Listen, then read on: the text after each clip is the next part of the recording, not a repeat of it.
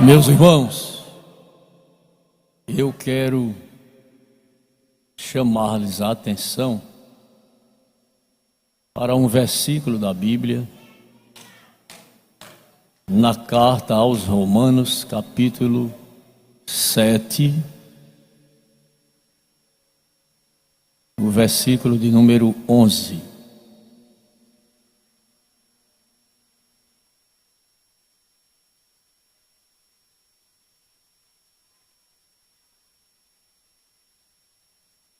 Romanos 7, versículo 11.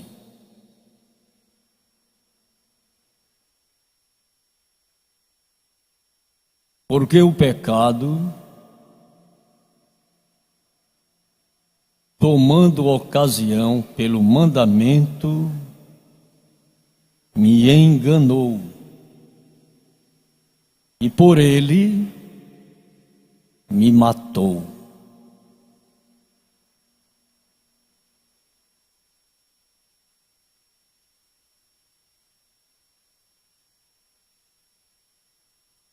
Um certo homem tinha 2 filhos.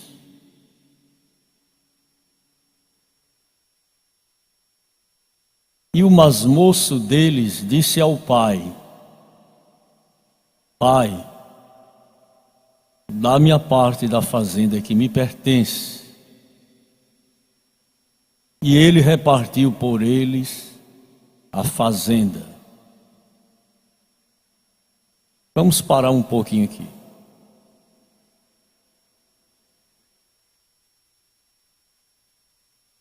Ele vivia bem,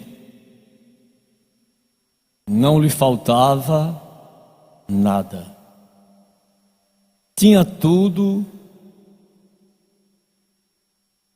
a seu tempo para quaisquer necessidades.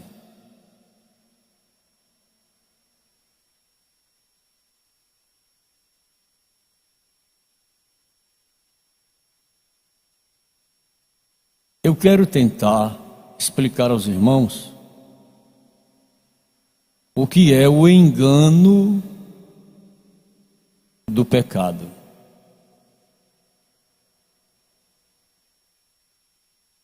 É possível se viver bem, estar em paz, não faltar nada, mas de repente o engano do pecado leva pessoas às piores consequências desta vida.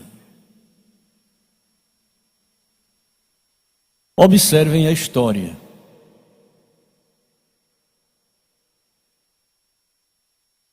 Um certo homem tinha 2 filhos. Filho ou filhos não são cordas de violões, são cordas do coração. Por mais ingrato que seja, por mais desobediente que seja, mas é filho. Ninguém quer que seja visto com um olhar de desprezo ou, na linguagem vulgar, de desdém.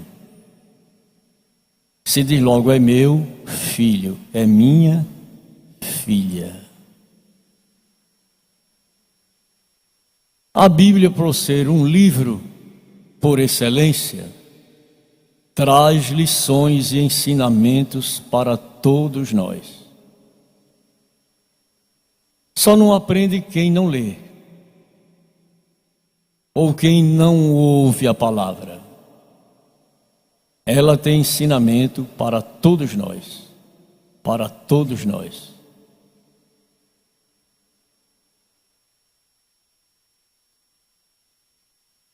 Um certo homem, a Bíblia não diz a família deste homem. Eu agradeço muito a Deus porque não ficou registrado aqui se era da família Lima, que é a minha família. Não era da família Laranja, nem da família Limão.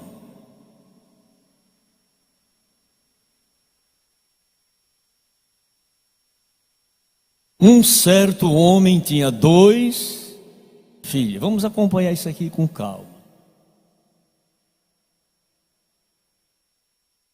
E o mais moço deles, este direito era do mais velho e não do mais moço.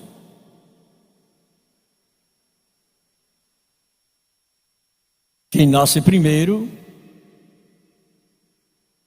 o carinho maior, o cuidado maior. Eu vou deixar isso aqui para você quando eu partir, ou quando eu morrer, ou quando eu for para a eternidade. Você é o meu primogênito. Estou certo?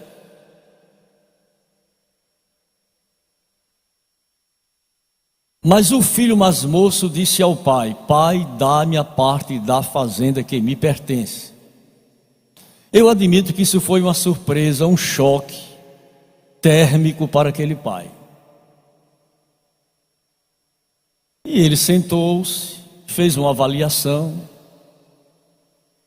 Bom, ele é filho, é o mais novo, é o mais moço, é o de menos experiência, porque quem viveu mais do que a gente tem mais experiência do que a gente. A Bíblia diz que um dia mostra sabedoria a outro dia, e uma noite mostra sabedoria a outra noite. Sem linguagem e sem fala se ouve a sua voz. Tem a voz da noite e a voz do dia. Concordam comigo?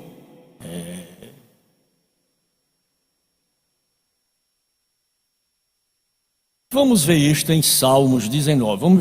Vamos devagarzinho. Eu prometo aos irmãos que antes dos irmãos se aborrecerem, eu paro.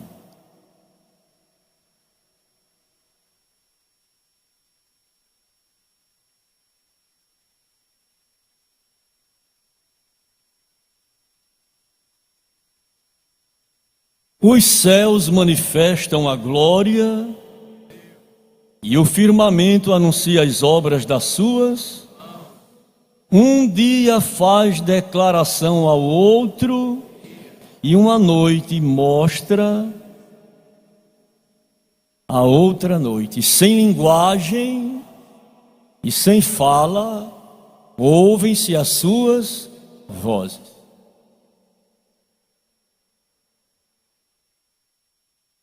Meu pai, eu quero a parte da fazenda que me pertence.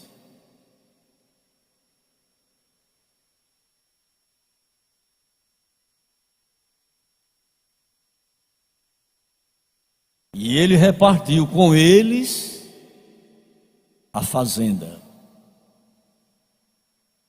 São filhos mandões e pais obedientes. Isto quer dizer inversão de valores. Filhos mandões e pais obedientes.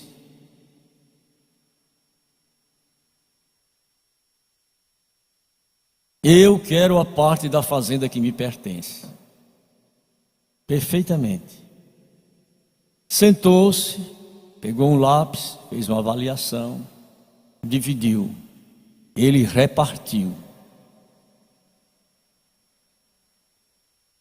Repartiu por eles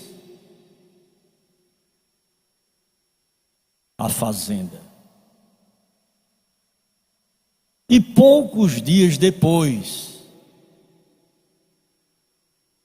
observe o que é o engano do pecado. Às vezes a pessoa está bem, tudo em ordem, não falta nada, mas começa a reclamar. O mundo vai lhe ensinar o que é viver. A minha mãe não tinha cultura secular, mas ela dizia: meu filho, o mundo tem muitas voltas.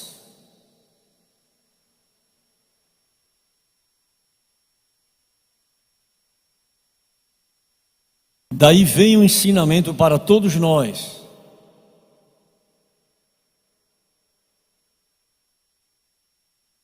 se contentar com o que tem, com o que Deus tem dado, com a condição que Ele tem colocado em suas mãos, agradeça. Porque nesta vida tem pessoas sofrendo muito mais do que você, e está sofrendo com resignação, sem murmurar, sem reclamar, e todo dia agradecendo a Deus.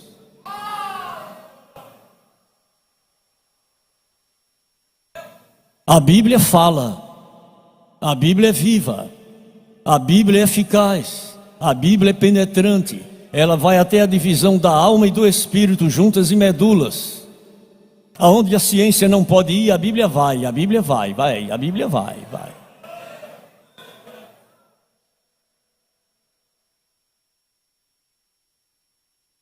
E poucos dias depois, vejo que é a influência do engano do pecado.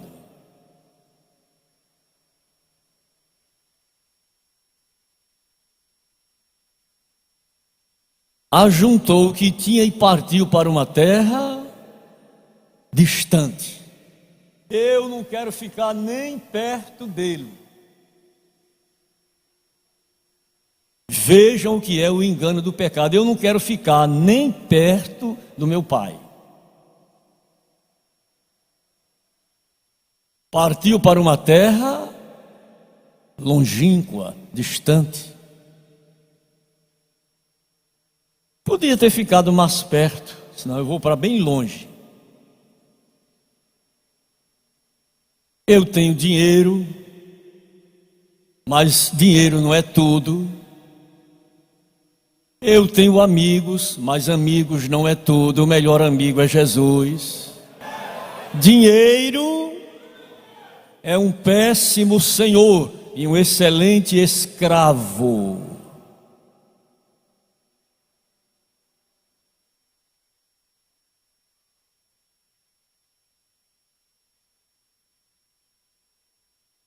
E a Bíblia diz que ele desperdiçou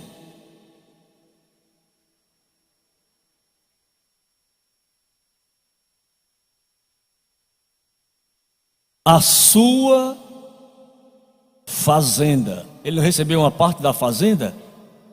E ele desperdiçou a sua fazenda, o que recebeu. Observem como é terrível a ingratidão.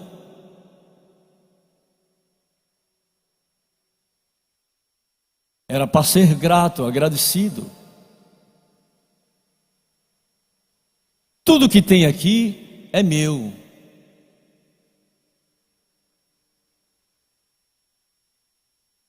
Há poucos dias um pai disse para um filho: meu filho, isso aqui tudo é de vocês. Tudo que eu estou construindo, porque é bíblico, os pais entesouram para os filhos. Os pais entesouram, trabalham para os filhos. É bíblico. Mas fascinado pelo engano do pecado, é o que todos nós precisamos tomar cuidado, porque até então estamos poupados por Deus, mas amanhã ninguém sabe o tipo de embaraço jogado pelo diabo e a pessoa é levada pelo engano do pecado. Vamos voltar para Romanos 7:11, vamos ler de novo este versículo.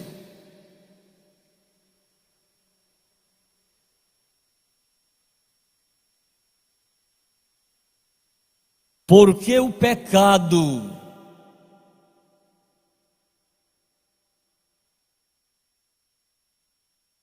tomando ocasião pelo mandamento, pelo conhecimento que eu tive, me enganou.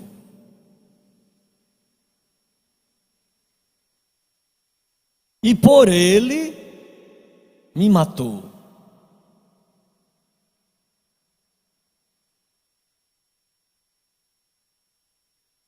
Eu estava olhando na Bíblia e ouvi também, não só olhar, mas eu li e ouvi. Qual foi a guerra que o rei Davi não ganhou?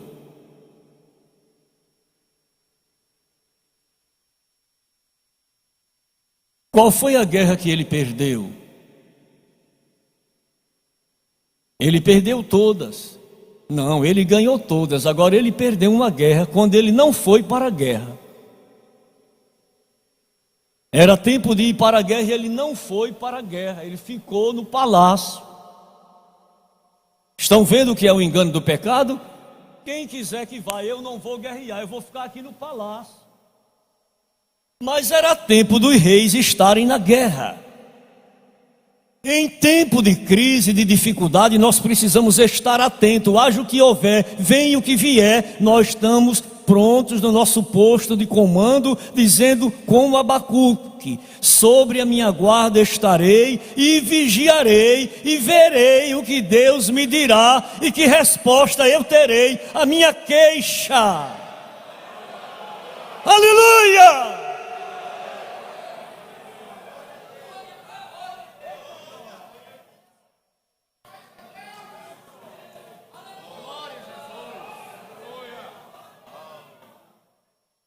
Não, eu vou ficar no palácio e o pessoal na guerra. É o tipo do crente fura-rede, fura-rede.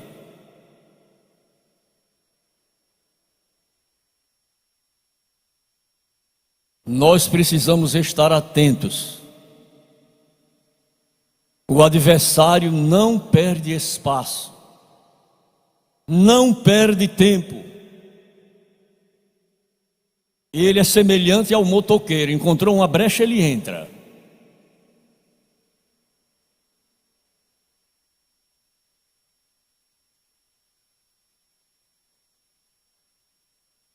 Davi ficou no palácio quando era tempo de guerrear. Ele só perdeu aqui, ele não foi.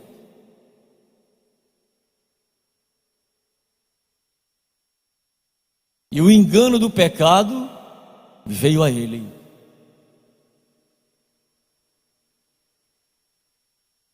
Aquele filho gastou tudo que tinha. Porque enquanto se tem saúde, dinheiro, todo mundo quer ser amigo. Eu quero ver o amigo é quando não tem dinheiro, não tem nada, aí é que eu quero ver amigo. Porque a Bíblia diz em Provérbios 17, em todo o tempo, ama o amigo. O amigo ama em todo o tempo, é amigo em todo o tempo. Jesus é este amigo que nos ama em todo o tempo. É amigo em todas as horas, em todas as circunstâncias, nos momentos mais críticos da vida. Ele diz para nós: não temas, que eu estou contigo. Não pasme nem te espantes, eu sou o teu Deus e te sustento com a destra da minha justiça. Eu sou o teu amigo em todo o tempo.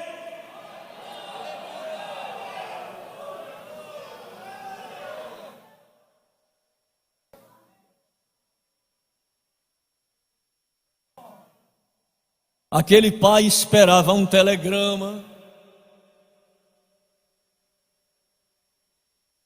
uma comunicação, mas não aparecia telegrama nem comunicação. E eu admito que ele perguntava àqueles amigos dele, da época dele, da idade dele: você tem notícia do meu filho que foi embora? Não vi falar nada, não sei nem se ele existe mais. Mas é possível? Não tem comunicação com ele? Não, ele não tem comunicação. Ele não me escreve, não manda um telegrama. Bom, mas um dia faz declaração ao outro, e uma noite, a outra noite,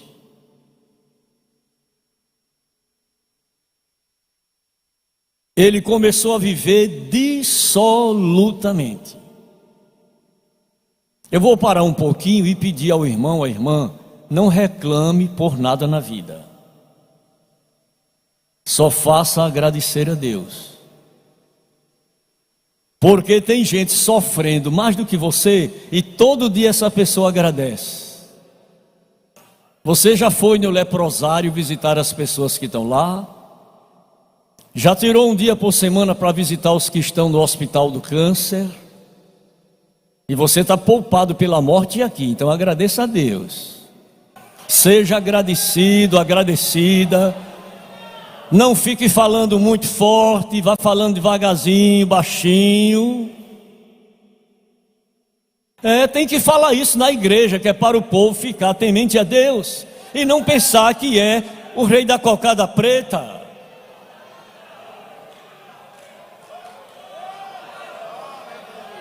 É isso aqui, ó. A gente tem que comer, é isso aqui, é isso aqui.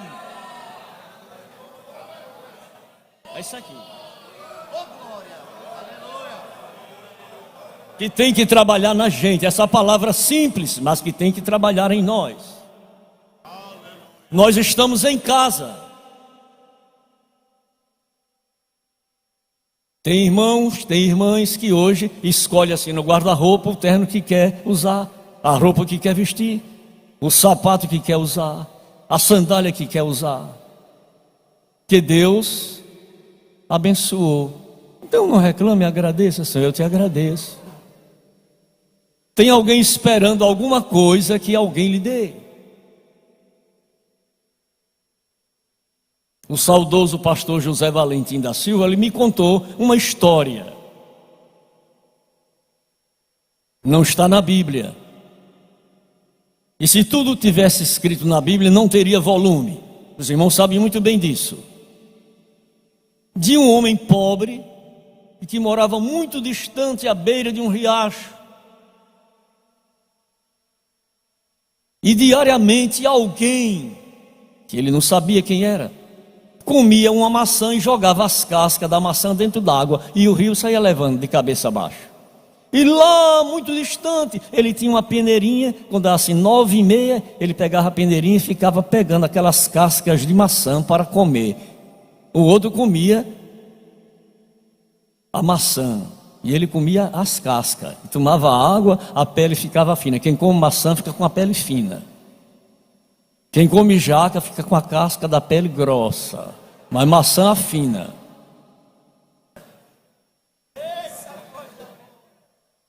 Oh glória! Oh glória!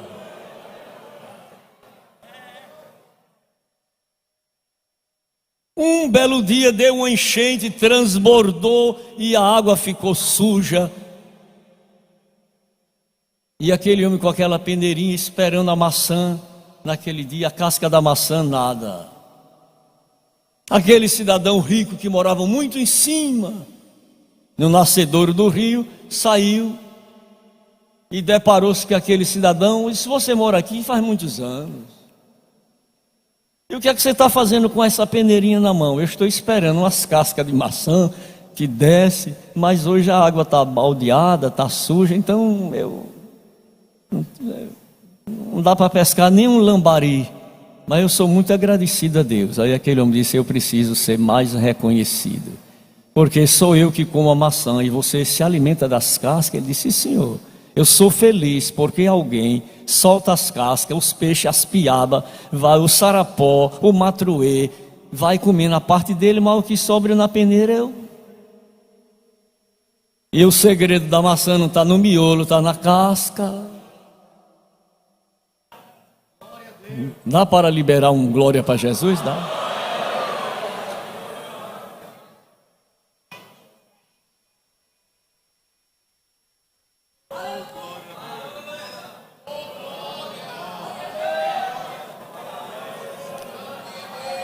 A Bíblia diz que houve naquela terra uma grande fome.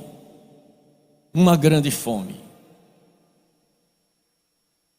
Tal, semelhante à que houve em Samaria. Que o pessoal comia cocô de pombo. Fezes de pombo. Para a alma faminta, todo o amargo é doce.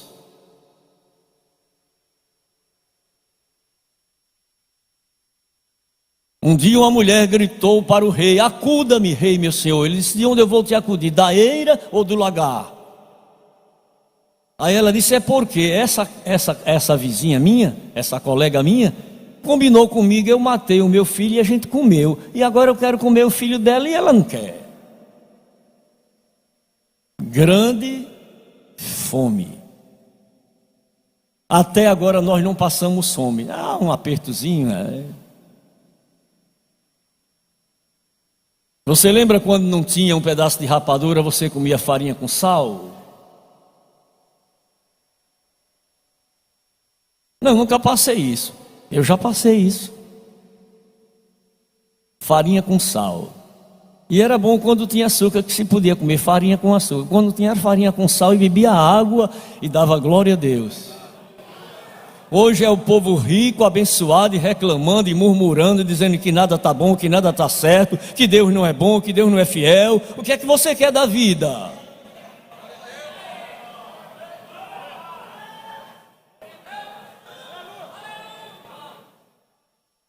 Grande fome, ele começou a padecer necessidades.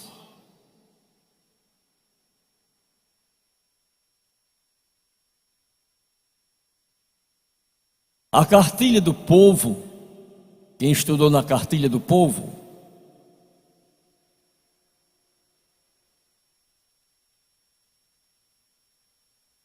tinha um texto que dizia assim: a fome dá o direito ao pobre de importunar o rico. Quando alguém pobre, necessitado, bater na sua porta, não diga para ele assim: desapareça daí, não, vai e atenda. Se você puder dar um pedaço de pão, dê. Estávamos um dia na rodoviária e uma pessoa pobre disse, viu a gente assim de terno, de paletó arrumadinho, né? Me dê uma ajuda, me dê uma esmola. O irmão disse: dia de segunda-feira eu não dou ajuda a ninguém. Eu disse: eu dou segunda, terça, quarta, quinta, sexta, sábado, domingo, segunda. Assim eu tenho. E Deus não tem me deixado faltar. Agora, se for para fazer outras coisas inconvenientes, eu digo: meu amigo, outra oportunidade. E a gente conhece quem presta e conhece quem não presta. A vivência nos dá esse discernimento. Mas nunca atenda uma pessoa pobre, um sofredor, na linguagem vulgar, um miserável, com desdém. Porque você não sabe, o mundo dá muitas, e quem está nesta vida não sabe que um dia a gangorra, olhe, um dia você pode estar em cima, mas ela pode girar e você ficar embaixo. Está dando para entender o que eu estou explicando? Hoje eu não vou falar etimologicamente falando, não senhor, é palavra nua e crua, lá vai. Mas ela vai trabalhar no seu coração. Você tem uma alma, e a sua alma é controlada por esta palavra. A palavra é viva, ela vai lá no último banco, na galeria, vem aqui.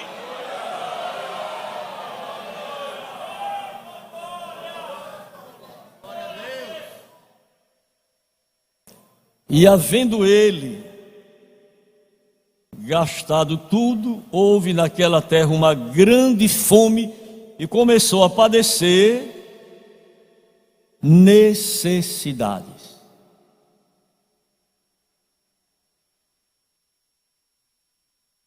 E ele se chegou a um fazendeiro, a um cidadão daquela cidade.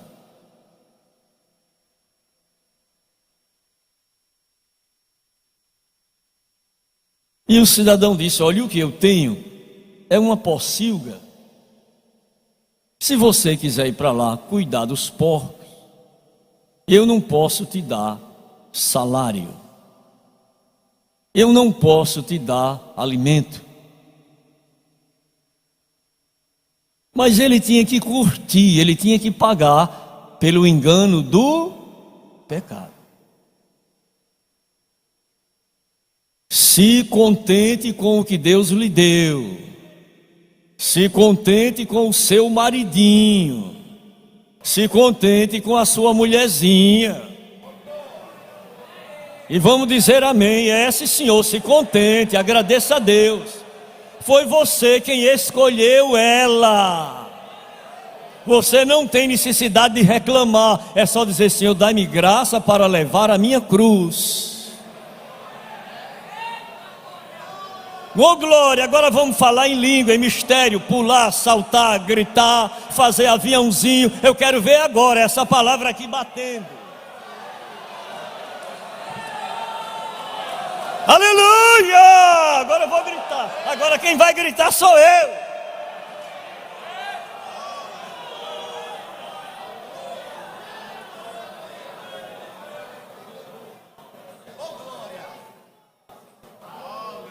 Você já pensou um judeu apacentando porcos? Você já pensou um crente cuidando de porcos? Precisa ter uma natureza muito forte.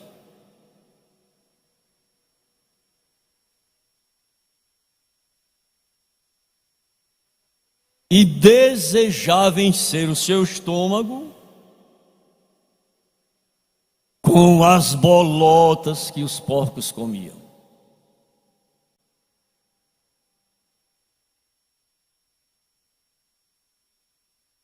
E ninguém lhe dava nada.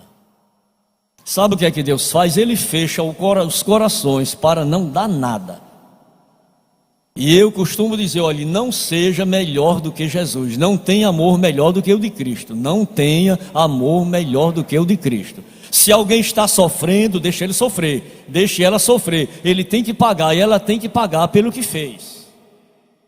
Não tente aliviar ninguém. Deixe que Deus sabe tratar com cada um de nós. Comigo Deus trata de uma forma, com você Ele trata de outra forma, com os que estão aqui Ele trata de outras formas.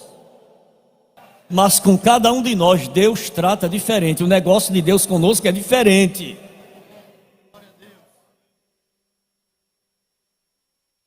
Não, mas eu vou ajudar, eu vou aliviar. Deixe. Deus sabe o que está fazendo. Deus sabe o que você precisa. Deixe, não vá se meter nisso não. Não, mas eu não posso ver ninguém sofrer. Você não pode ter mais amor do que o Senhor Jesus.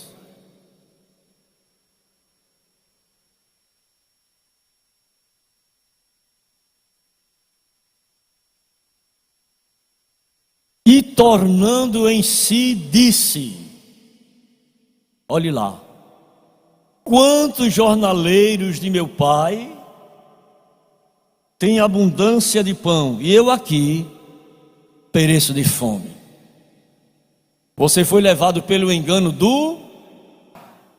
a concupiscência e a soberba da vida.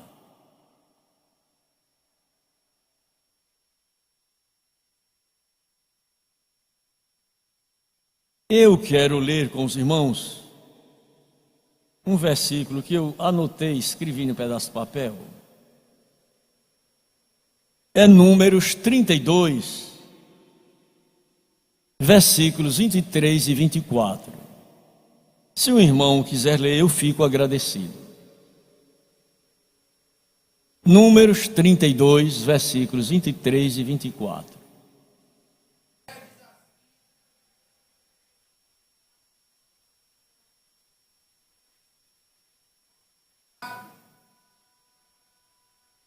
O pecado acha a pessoa, não tem para onde.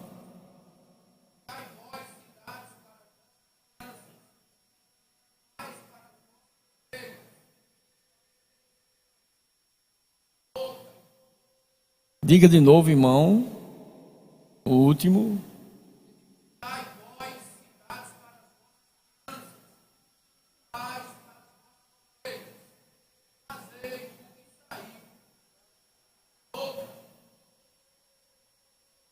Deuteronômio 24, versículo 16.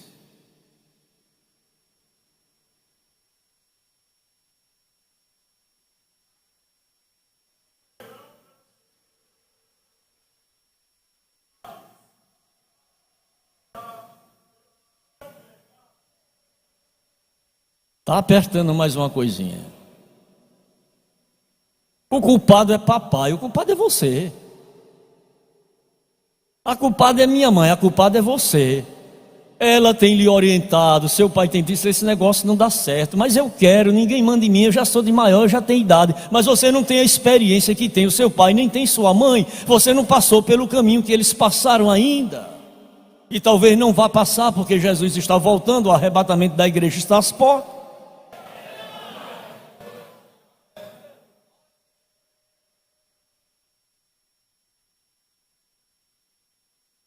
Cada um vai responder pelos seus atos. Mas tenhamos cuidado com o engano quanta gente boa foi enganada. Quantos irmãos excelentes da igreja foram enganados. O engano do pecado levou-a a uma situação tão difícil.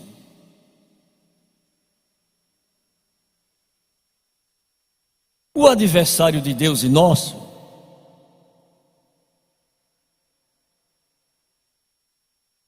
ele rouba os nossos bens. E o pecado engana. O diabo mostra um apetitoso cardápio do pecado.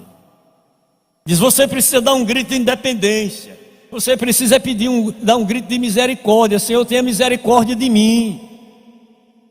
Eu estou chegando até aqui, eu quero escapar, eu quero atravessar e chegar do outro lado. O diabo diz: é um grito de independência, você precisa ser livre. Você é livre, vai se tornar embaraçado.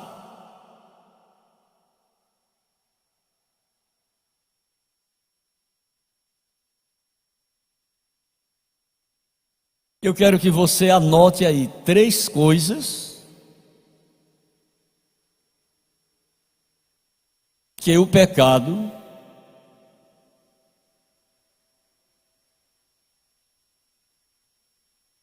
tem contra você, contra mim.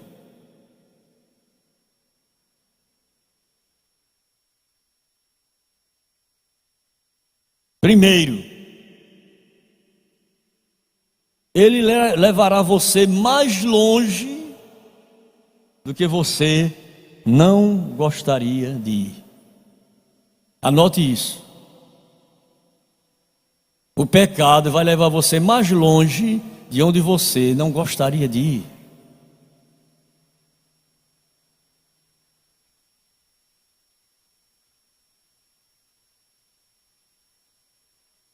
Você pensa que está no controle e que pode parar a hora que você quiser, mas é engano. Depois que a coisa desenfreia, não tem quem segure mais. Mas era uma pessoa tão controlada, mas se descontrolou.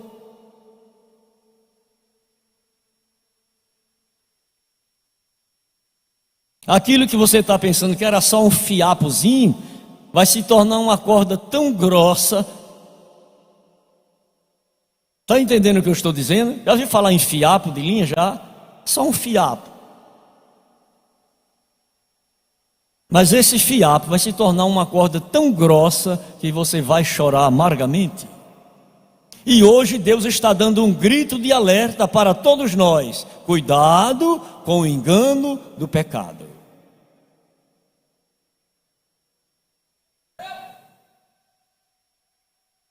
Ele levará você muito longe, aonde você não gostaria de ir.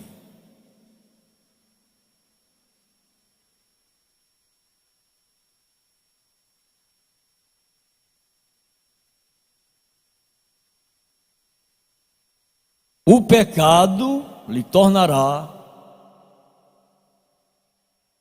prisioneiro, prisioneira. Ele é tão terrível que a pessoa se esconde. Não tem coragem de botar a cara, de enfrentar a realidade.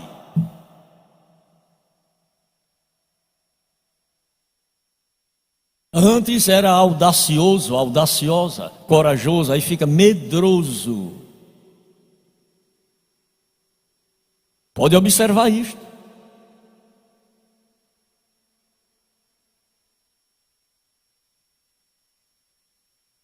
Agora está com medo de todo mundo. O pecado lhe enganou. E o apóstolo disse: e me matou. Não foi ninguém que lhe matou, não. Não foi o pastor da igreja, não. Não foi o dirigente da congregação, não. Não foi a dirigente do círculo de oração, não. Não foi o superintendente da escola, não. Não foi o dirigente da escola, não. O pecado, o engano do pecado. O engano do pecado. O engano do pecado. O engano do pecado. Ele lhe enganou e lhe matou.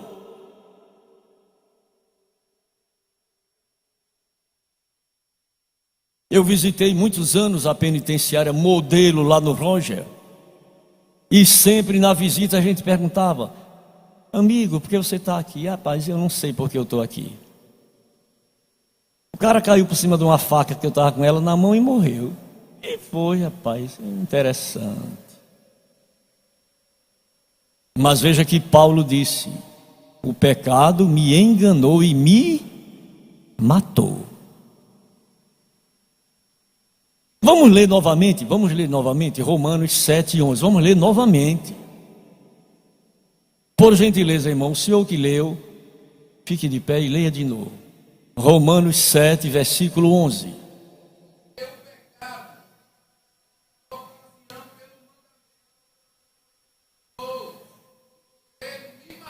E por ele, é muito difícil uma pessoa dizer: eu errei. Eu pequei. Não, eu não fiz nada. Diga que fez. Eu fiz. Prometo não fazer nunca mais. Eu fiz. Quando às vezes alguém vem falar comigo no gabinete: pastor, eu quero dizer tudo o que eu fiz. Já tem solução para o seu problema. Amém? Não, eu não fiz nada. Então você é inocente? Não tenho que confessar, não tenho que tratar, não tenho que resolver. Se a gente vai ao médico, o médico perguntar: sentindo alguma coisa? Não, eu estou bonzinho. O médico diz assim: e se tiver uma pessoa da família, já faz logo assim, para o médico saber: tá zoró.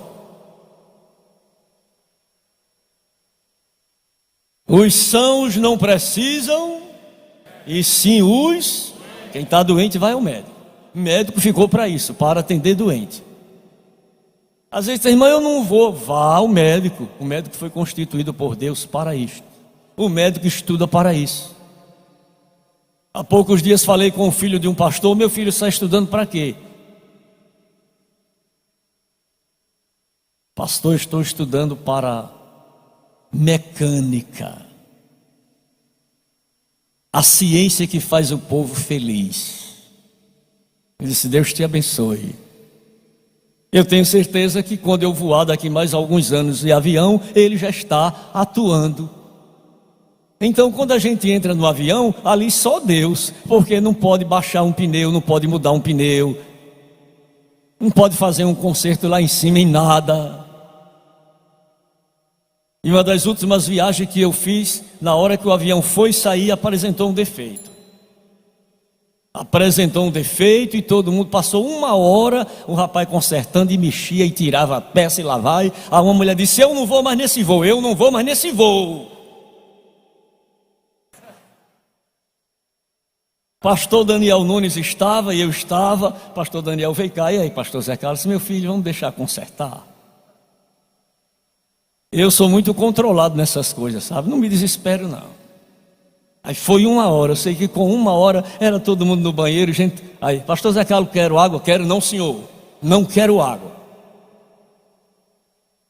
Ora, essa minha confiança está em Deus ou tomar água? A minha confiança está em Deus, não é num copo d'água. Aí com 1 hora acelerou as turbinas e o avião decolou. Disse: e agora? Agora só com Deus. Deus é quem cuida agora. Tem uma mão por cima e outra por baixo, e proteção nas asas, e vamos embora.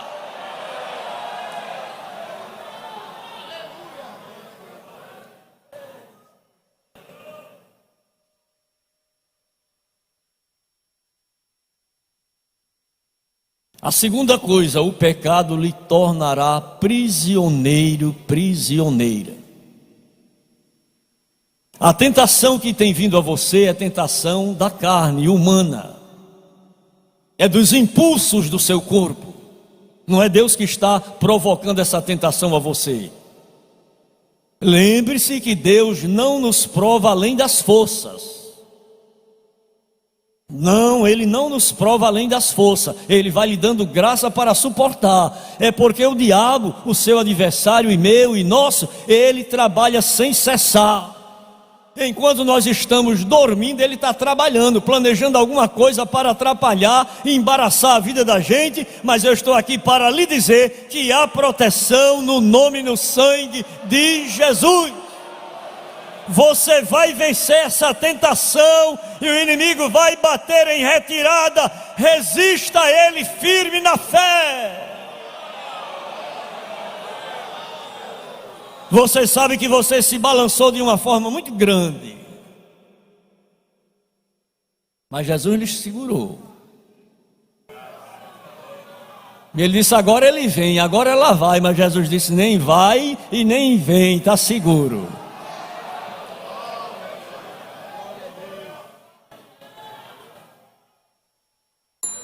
Faça igual a irmã ali no Recife, na antiga Casa Publicadora, que agora o nosso prédio da Casa Publicadora é chique. Chique.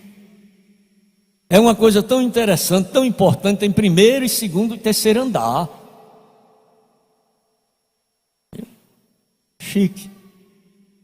Mas na antiga Casa Publicadora, um dia uma irmã ia subindo no ônibus, aí um bandido meteu a mão assim e puxou e quebrou o relógio dela. Ela se intitelou assim e disse: pare! Ele ficou parado sem poder sair do canto.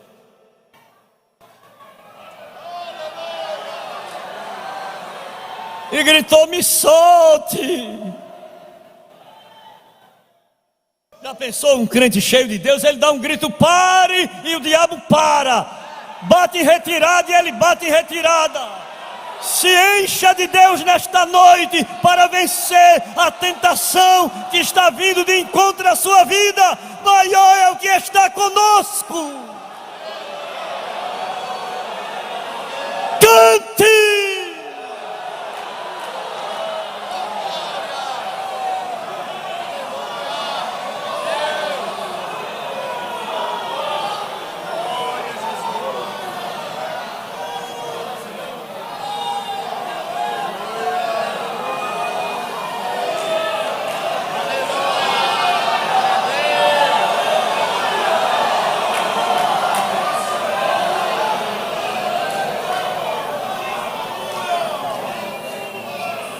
O pecado custará um preço muito mais alto.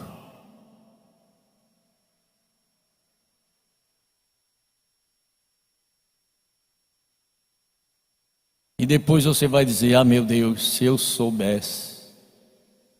Mas Deus não deixa a gente sem avisar. Deus não deixa sem falar a nós. O crente é avisado. Deus avisa, Ele usa seja lá quem for, mas Ele avisa. Ele não fará nada sem que antes não revele aos seus servos, os profetas. Ele não fará nada sem que antes não revele. Deus vai usar alguém além do pastor da igreja para falar com você. Vai puxar no seu vestido e vai dizer: não! Volte! Eu tenho um plano especial na tua vida. Você acredita que Deus fala desta forma? Você acredita que Deus vai lhe guardar, vai lhe livrar, vai lhe dar proteção?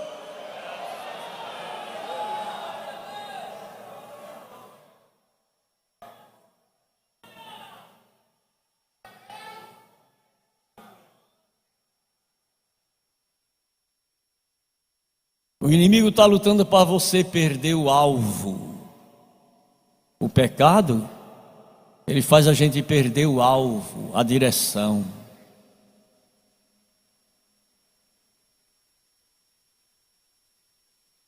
E às vezes é uma pessoa tão dócil, mas tão maliciosa, tão má, que você não imagina a maldade dessa pessoa. E nesta noite o Senhor está dizendo para você: tenha cuidado com o engano do pecado. Nem tudo que reluz é ouro. Tenha cuidado, tenha cuidado, tenha cuidado, tenha cuidado, tenha cuidado. Você é uma joia preciosa nas mãos de Deus. Você foi tirado do lixo, do monturo, e Deus está trabalhando, polindo você. Ele está polindo você, e nesta noite Ele está lhe dizendo: tenha cuidado com o engano do pecado. Se você ouvir a voz do Senhor, não vai morrer, não vai morrer. A morte vai ser anulada. A cova que estava aberta vai ser fechada. Você vai passar por cima e vai exaltar o nome do Senhor. Deus abençoe quem veio a este culto, está atento à palavra, vai colocá-la em prática, vai colocar a palavra em execução, e Deus vai lhe dar livramento. Pela autoridade da palavra, receba livramento da parte de Deus para a sua vida.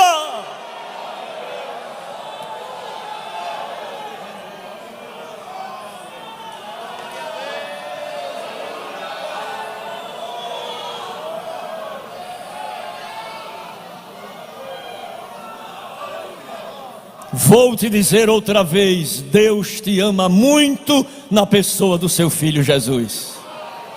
Deus te ama muito na pessoa de Jesus. Ele te ama muito, mas na pessoa do seu Filho Jesus, Ele te ama de uma forma diferenciada. Alguém já profetizou a sua morte, já preparou tudo, até o hino fúnebre, mas Jesus está anulando tudo isto. Recebe vida, vida com abundância. Eu vim, disse Jesus, para que tenha vida e a tenha com abundância.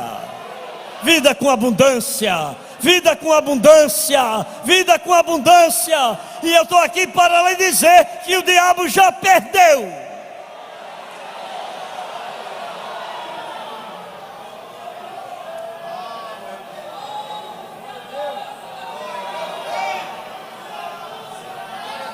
Eu não sei, estamos rumo ao centenário e vai ter culto que nós vamos terminar aqui de meia-noite.